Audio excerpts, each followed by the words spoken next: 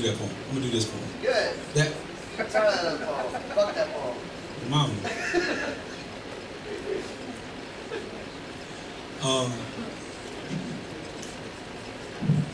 This is the other one. I'm really happy to be here. And where am I gonna be Wednesday? Bocho on the patio. Bocho on the patio. And then right on Friday.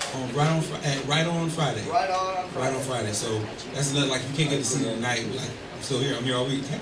And Tuesday I'll be in Louisville if you know anybody over there. So let's see here.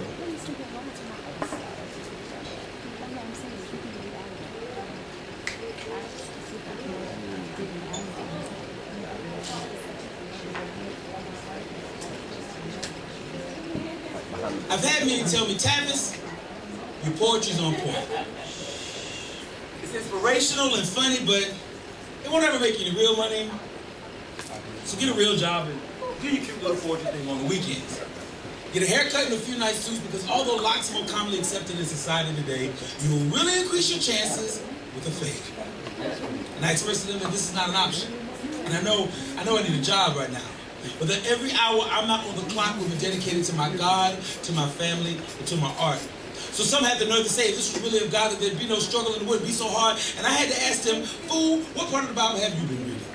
Have you forgotten Joseph, who was shown he ruled the world in dreams by God? He was being thrown into a pit by his brothers, sold into slavery, and put in the jail for a false attempted rape charge.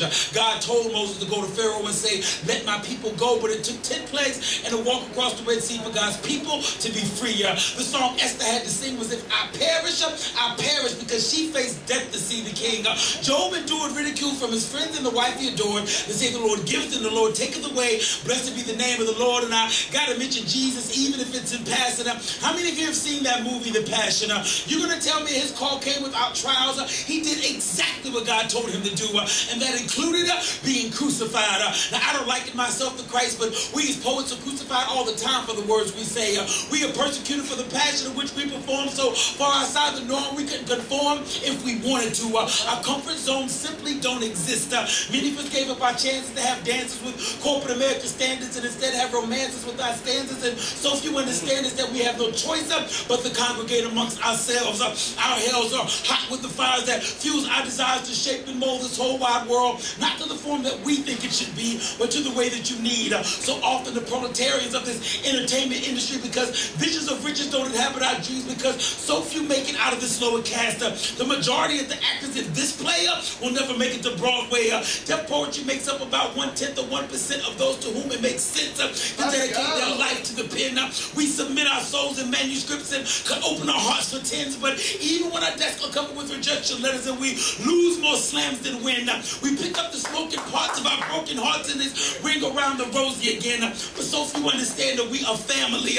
I've been in slams where I was half a point behind another poet. Went to them to ask what poem I should do next, and their honesty probably cost them the whole contest. There was another poet whose CD someone wanted to buy, but Mays didn't sell his own CD to that person also bought mine. I traveled to Washington, D.C., no hotel needed, because a poet I'd only seen 5 times in my life gave me a spare bedroom to sleep in. So this is why I gotta hit every event and spit in every open mic, so I can sow into another poet's life at least a percentage of what's been sown in the mind. I mean, we give away about as many CDs and chapbooks as we sell, because on each track and on each page our story dwells. We hustle to move units to go platinum, we'll even take gold, because a million CDs sold means we reached 1 million needy souls. So you do the math. We'll put more miles on our cars in 6 months than most do in 6 years. Got the Greyhound bus schedule memorizing for $50. We'll go to a city we've never been to in our lives. So don't ask me why I do this. You're asking the wrong thing. Tell me what you want to accomplish, and I'll spit fire to ignite your dreams. So go ahead and hammer the nails into my wrist and raise my cross to the sky, and I promise in 3 days I'll resurrect myself at an open mic. This is me. Listen carefully. I'd rather fail at poetry than in anything else succeed, because this literature is my scripture and these venues are my temples. This is sanctuary, and the pews of my sanctuary are packed with poetic parishioners, but don't think that I'm the pastor. I'm just a minister. promised. Walking with my fellow clergy as we make you see through clever metaphors and similes the path to your heart that leads to your destiny. So search within yourselves. Find that thing that keeps you up at night and go after it with all your might. Poets, I love you. Keep pushing. Nurture your nightmares and pursue your pains. Squeeze them into your pens and write a love letter to this world that'll cause more grunts than grins. I pray to God to let me die behind the mic at 95, spitting fire to save somebody's life, because I finally learned at 32. Since Jesus gave his life for me, the least I can do is through my poetry and my ministry, give mine to you.